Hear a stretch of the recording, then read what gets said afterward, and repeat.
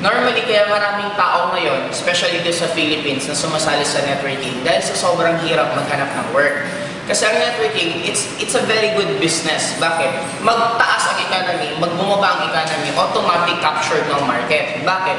Ang nangyari ngayon sa Philippines, maraming unemployed. Ibig sabihin, maraming graduate na walang work. Normally, hindi naman lahat kayang capable magtayo ng traditional business.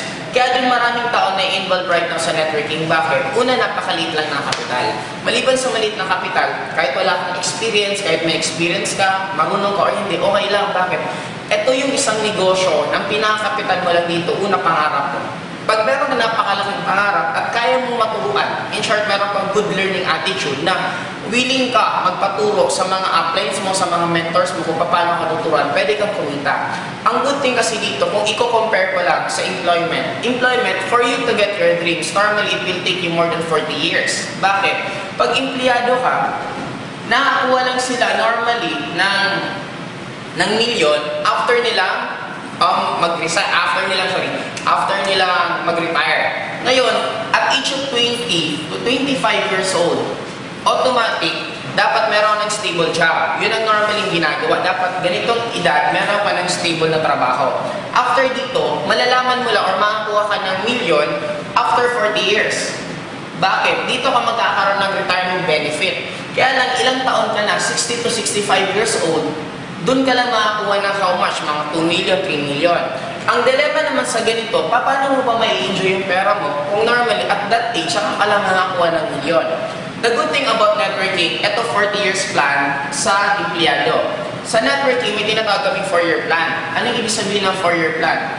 Sa 4 na taon, nagagawin mo ng tama ng sistema ang pag-networking, kaya mo, 2 lang ang pwede mong mangyari. Ano yun? Number 1, pwede kang maging mayaman or napakayaman. Katulad sa akin, na-involve ako sa networking at age of 20. After 20, mga 24 to 25 ko, dun ko na nakuha halos lahat ko. And until now, I'm already 28, pero sobrang laki ng kinikita ko na halos, normally it will take lifetime sa isang tao siguro or another, nakakailang reincarnation sila bago nila pwedeng kitain yung kinikita ko.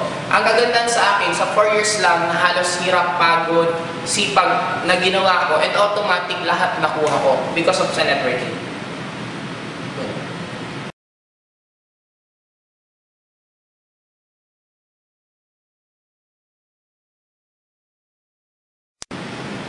For the past 5 years na pag-network ko sa Bicol, ang dami namin nakasabay na ibang networking company. Ang laging promises ng karamihan, mas maganda sila kasi sila pioneer. Kaya lang kung iisipin mo, kung yun ang magiging logic mo, na kaya ka lang sasali sa isang networking company is pioneer, ibig sabihin yan every year lilipat ka. Kasi every year meron pioneer eh. Kasi every year may nagtatayo ng bagong networking company. Ang pioneer, kung sa totoo lang, siya ang pinakamahirap na stage. Bakit? Take note, 90% ng networking company on their first 1 year nagsasara. Bakit sila nagsasara? Ang dami nilang dadaanan. Ito mga question. Una, papatok ba sila sa market? Kakagating ba ng market yung produkto nila? Second, may mga sasali ba sa kanila? Third, anong assurance na yung may-ari mismo hindi magpapalit ng marketing plan? Ang dami ko lang na-encounter, meron nga isang networking company, nangako sila na hindi sila magpapalit ng marketing plan for the full 10 years. Tapos after a few months, nagpalit. Kaya na ang magiging dilemma doon, anong mangyari sa'yo? Kaya nga maganda ngayon sa InGlobal kasi talagang matagal na siya. Sa 5 years hindi nagpalit, ang gagawin mo na lang, susundin mo lang yung sistema. Dito, the moment pioneer ka, ikaw gagawa ng sistema. Ang dami pang competitor. Ang question dun, kung kakayanin mo yung competition, kung hindi mo kakayanin dun, pwede kang Kaya maraming networking companies sa unang taon nila, unang buwan lang, ang daming tao. After a few months, nawawala na pa isa-isa hanggang di lang magsasara. Kaya kung ako sa'yo, doon ka na lang sa stable. Ang kagandahan sa InGlobal, may sistema na ganyan. Huwag mo lang isipin na ikaw na una kasi take note, kahit mauna ka, hindi mo na marirecruit lahat eh. Hindi naman the moment na una ka, pag nirecruit mo yung ibang tao, sasali na sa'yo kasi nauna. Hindi naman ganun ang networking eh. Kasi ang iba nag-join sa networking, it's not dahil sa pioneer, nag-join ang iba dahil sa product. Kaya kung maganda ang product mo, automatic may chance na pwede kang tumagal. Kaya lang, what if hindi mangyari yung ganun?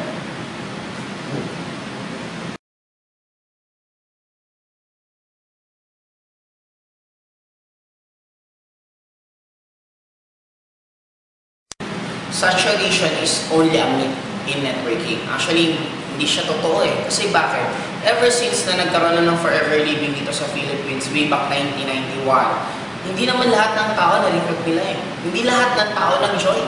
Sabi ko nga, ganito na lang kasimple. Kung pag-base mo mismo sa actual facts, okay, sa numbers tayo, ang member ng In-Global all over the Philippines is we have more than 300,000.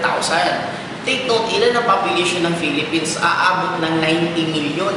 Kung on our 5 years, naka 300,000, sabihin mo na lang, same lang yung maulit na ma-recruit. On another 5 years, 300,000 ulit. Ilan pa lang members? 600,000 sa 10 years. Ibig sabihin, kung another 10 years, ilan? 1.2. Kumbaga, 1.2 million pa lang yung magiging members, makaka 20 years na.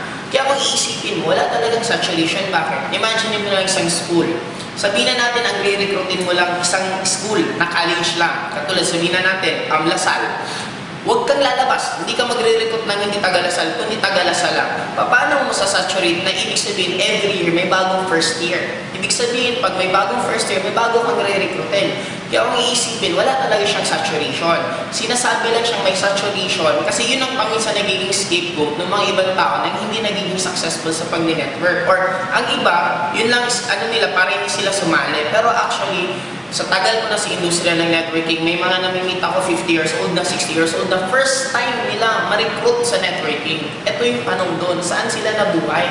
Bakit sa tinagal-tagal nila sa mundo ni hindi man lang sila na-recruit? Ibig sabihin, ang dami kang tao na ganun gagawin mo. Kung i-open mo lang yung mind mo, magta-try ka lang tumanong ka sa mga ibang tao kung alam ang networking, maraming tao hindi talaga nila alam. Clue, pag ang isang tao walang alam sa networking, pag nagsabi silang saturation, pag nagsabi silang una-unaan ng networking, ang kumikita lang nasa taas, yun ang mga symptoms na ibig sabihin, yung tao yun wala po talagang alam sa networking. Kasi sa dami kong kakilala, mga veterans na mismo sa networking, sila mismo hindi sila nagsasabi na una-unahan ng networking. Imagine mo sila na yung matagal sa industriya, sila pang hindi nagsasabi. Sino ang nagsasabi? Normally, yung wala talagang mga alam. Kaya careful kayo sa ganon. Paminsan, yung mga nakakausap nyo, wala naman talagang alam sa networking, nag-aalam-alaman.